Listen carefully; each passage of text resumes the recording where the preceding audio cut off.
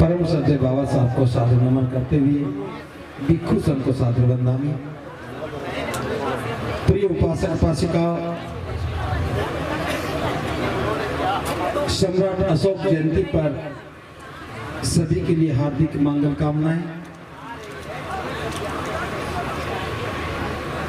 हम सब लोग आज दो काम एक साथ कर रहे हैं। अपनी विरासत की लड़ाई को लड़ते हुए महाबोधि महाविहार को मुक्त करवाने के लिए पहली लड़ाई हम लड़ रहे हैं, और दूसरा सम्राट अशोक को याद करके हम अपनी विरासत से अपना संबंध जोड़ रहे हैं। आज का दिन ऐतिहासिक है। अभी तक हम केवल बाबा साहब की बात करते थे।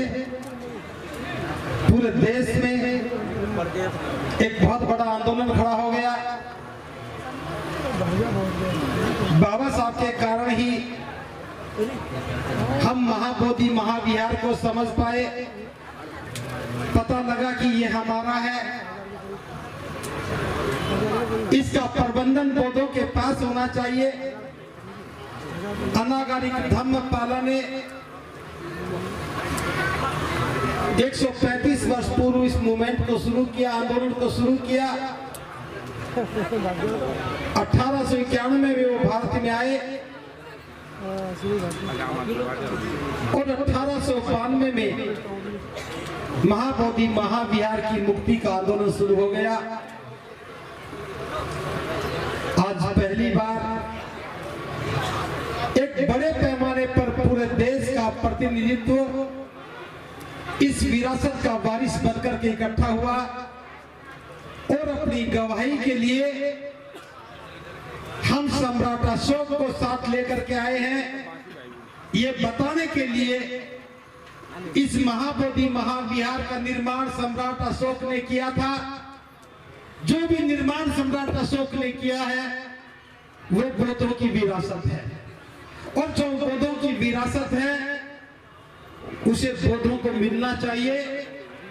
बहुत हो गया नकली काम करते हुए, ढोंग करते हुए, झूठी दावेदारी करते हुए। अब हम ज्यादा इसको सहन नहीं करेंगे। मैं आपको बता देना चाहता हूं, जब मैं बौद्ध भिक्षु बना तो मेरे सामने एक ही लक्ष्य था कि मैं भारत में बौद्ध धर्म का प्रचार और प्रसार करूं, और पिछले 20 वर्षों से मैं ये काम करता रहा। लेकिन जब आकाश लामा जी ने, भंते प्रज्ञाशील महाथेरो जी ने बौद्ध गया मुक्ति आंदोलन की बात की, तो हमें समझ में आ गया हमारा लक्ष्य अधूरा था। जब तक महाबोधि महाविहार जो बौद्धों की गरिमा और गौरव है, जिससे भारत का गौरव पूरी दुनिया में फैला है, अगर वो हमारे पास नहीं है तो हमारे बौद्ध बनने और नहीं बनने का कोई अर्थ नहीं है। हम बौद्ध बन सकते हैं लेकिन अपनी विरासत के वारिस नहीं बन सकते, तो ये काम अधूरा है। प्रिय उपासक उपासिकाओं और सभी भिक्षु भिक्षुणियों से मैं कहना चाहता हूं, हम चल करके बौद्ध गया आ गए हैं। इस लड़ाई को मंजिल तक पहुंचाएंगे। ये आंदोलन चाहे कितना भी लंबा चले, हम लौट करके नहीं जाएंगे। ये संकल्प हम लेकर के आए हैं, चाहे आंदोलन हमारा हक हमें कल मिल जाए, बीटी एक्ट निरस्त हो जाए, तो हम इस विरासत को संभालने का काम करेंगे।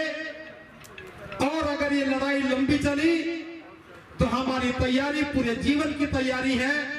कोई पूछता है कि कितने दिन लड़ोगे, कोई पूछता है कितने दिन धरना चलेगा, कभी कोई महीने की बात करता है तो कभी कोई 1 साल की बात करते हैं। हम कहते हैं कि जीवन भर लड़ेंगे। भारत के इतिहास में इतना लंबा आंदोलन कोई नहीं है। 1892 में चला था, हमारी 3 पीढ़ियां दुनिया से जा चुकी हैं और हम बताएंगे या तो अधिकार को लेकर के जाएंगे, वरना इतिहास में योद्धाओं की भूमिका में अपना नाम लिख के चले जाएंगे। 2 बातें मैं आपसे करना चाहता हूं बस। ये लड़ाई भिक्षु लड़ रहे हैं और बैकअप में बहुत समाज खड़ा है, और ये लड़ाई में जीत की संभावना क्यों है? ये जीत की संभावना इसलिए है कि हमारे ना तो कोई आगे है ना पीछे है, हम बुद्ध के पीछे खड़े हैं। बुद्ध हमारे शास्त्र है, और किसी भी भिक्षु के लिए ये अपमान की बात है जब हमारे शास्त्र का स्थान सुरक्षित नहीं है तो हमारा जीवन सुरक्षित कैसे हो सकता है। मैं एक आह्वान कर रहा हूं, 14 अप्रैल तो आप मनाइए। 14 अप्रैल बाबा साहब की जयंती आने वाली है। बाबा साहब की जयंती जब मनाओ तो महाबोधि महाविहार को वहां सामने रख करके बताना, जहां पूरे दुनिया के बौद्धों का शीश झुकता है उस पर किसी और का कब्जा है, ताकि समाज और देश आंदोलित हो जाए। और दूसरी बात मैं कहना चाहता हूं, इस बार बुद्ध पूर्णिमा सारा देश मिलकर के बोध गया में मनाए। सभी उपासक उपासिकाएं इस बात को सुनिश्चित करें और सभी भिक्षु भी इस बात को सुनिश्चित करें। हर वर्ष आप अपने अपने बुद्ध विहारों में जयंती मना रहे थे, लेकिन वो हमारी भूल थी।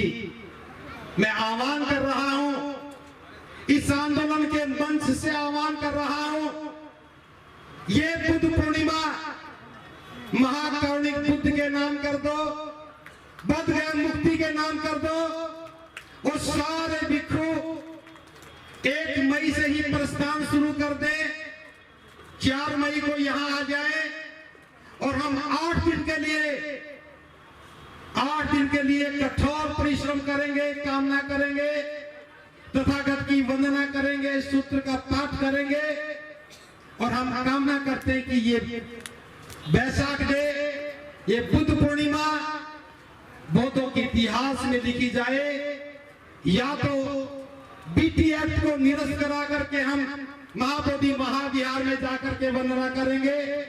अगर ऐसा नहीं हो सका तो फिर इसके बाद बोध गया से लेकर के पटना तक के पूरी सड़क पर बैठ करके हम दुनिया को बताएंगे कि विरासत के वारिस तो सड़कों पर खड़े हैं और जो वारिस नहीं है वो विरासत पर काबिज बने हैं। मैं एक नारा लगा रहा हूं, विरासत हमारी, वारिस तुम।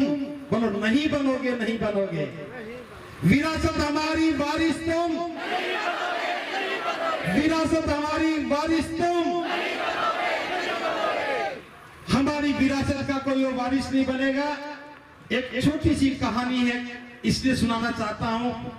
आंदोलन में रहते हुए अनुभव से गुजर रहे हैं, पहले भी मन से बोला गया है। हमारे बीच में कुछ ऐसे लोग हैं जो इस आंदोलन को कमजोर करने की कोशिश कर रहे हैं, हमारे बीच में बैठ करके गलत बातों को बाहर फैला रहे हैं और बाहर के गलत लोगों की बातों को लोगों तक पहुंचा रहे हैं ताकि आंदोलन कमजोर हो जाए। छोटी सी कहानी है, लेकर के जाना। ये बौद्धों की विरासत आज जल रही है, आग लगी है। 135 वर्षों से बुझाने का प्रयास किया जाता रहा, लेकिन आग विकराल हो गई है। लामा जी जैसे, बनते प्रज्ञासी जैसे, आप जो यहाँ आज पंडाल में बैठे हैं, आप जैसे एक चिड़िया बन करके अपनी चोंच में पानी लेकर के आग को बुझाने का काम कर रहे हैं। जब हम इस आग को बुझाने का काम कर रहे हैं, विरासत की लड़ाई को आगे ले जाने का काम कर रहे हैं, तो कुछ लोग बंदर बन करके दूर बैठ करके हमें सलाह दे रहे हैं, बता रहे हैं तुम्हारी चोंच में एक बूंद पानी आ रहा है, एक बूंद पानी से जंगल की आग नहीं बुझेगी। थोड़े से भिक्षु बैठे हो, 300, 400, 500 भिक्षुओं के बैठने से ये बीटीएफ निरस्त नहीं होगा। मैं बता देना चाहता हूं, जो चिड़िया ने जवाब दिया, चिड़िया ने उस बंदर से कहा, जब बंदर ने कहा कि ये चिड़िया, इस प्रयास में तेरे पंख झुलस चुके हैं, जंगल की आग बड़ी विकराल है, तेरी चोंच में एक बूंद पानी आ रहा है, इस एक बूंद पानी से जंगल की आग को नहीं बुझा पाएगी।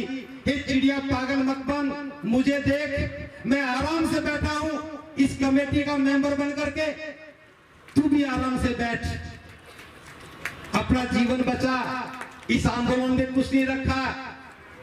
तो चिड़िया ने कहा, हे बंदर तू ठीक कह रहा है, मैं जानती हूं कि मेरी एक चोंच पानी से जंगल की आग नहीं बुझेगी, लेकिन मैं ये भी जानती हूं एक दिन इस जंगल की आग का इतिहास लिखा जाएगा और उस इतिहास में आग बुझाने के प्रयासों में मेरा नाम सोने के अक्षरों से लिखा जाएगा और उसी जंगल की आग के इतिहास में, उसी बोधगया मुक्ति के इतिहास में तुम्हारा नाम गद्दारों की सूची में आएगा और काले अक्षरों से लिखा जाएगा।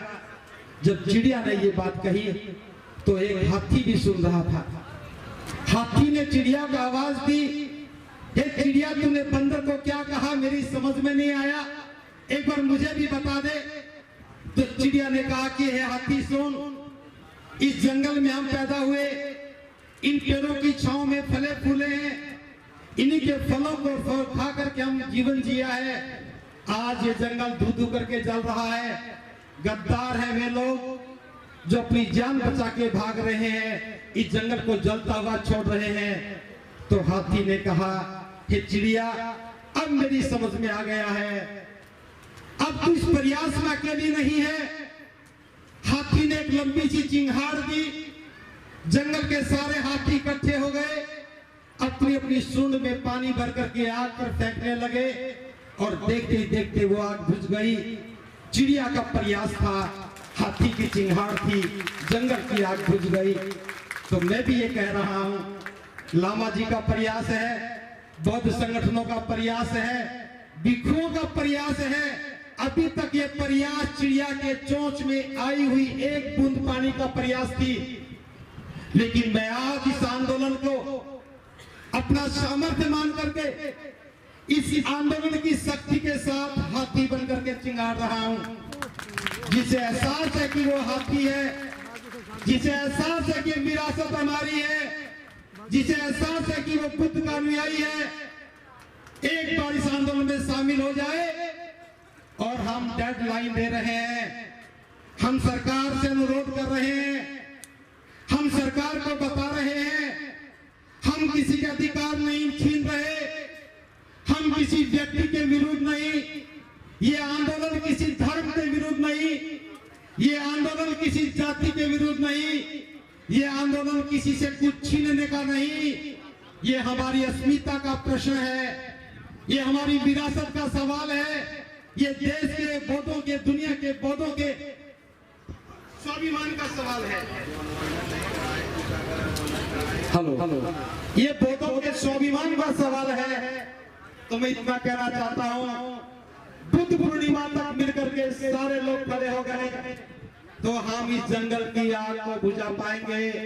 इस महाबोधि महाविहार को गैर कानूनी अधिकार से मुक्ति दिला करके महाबोधि जो एक्ट बना है, मैनेजमेंट एक्ट बना है 1949 को निरस्त करवा करके बौद्धों के हाथ में इसका प्रबंधन दे करके गर्व और गरिमा से कह पाएंगे कि महाकारुणिक बुद्ध की जो विरासत थी हम उसको बचा पाने में कामयाब हो गए। इसलिए मैं आह्वान कर रहा हूँ इस देश के सभी भिक्षुओं से, सभी उपासक उपासिकाओं से, जहाँ भी जो भिक्षु रहता है उससे अनुरोध करें। मैं भी अनुरोध कर रहा हूँ, इस मंच के माध्यम से अनुरोध कर रहा हूँ, सभी भिक्षु बोध गया के लिए प्रस्थान करें। हम सबके रहने की व्यवस्था यहीं करेंगे, तपती धूप में तपेंगे, हम जितना तपेंगे। मेरी बात अच्छी नहीं लग रही क्या आपको भाई? क्या बात कर रहे हो? आवाज नहीं आ रही। हम इस धूप में तपेंगे। मुझे लगता है कि ये भी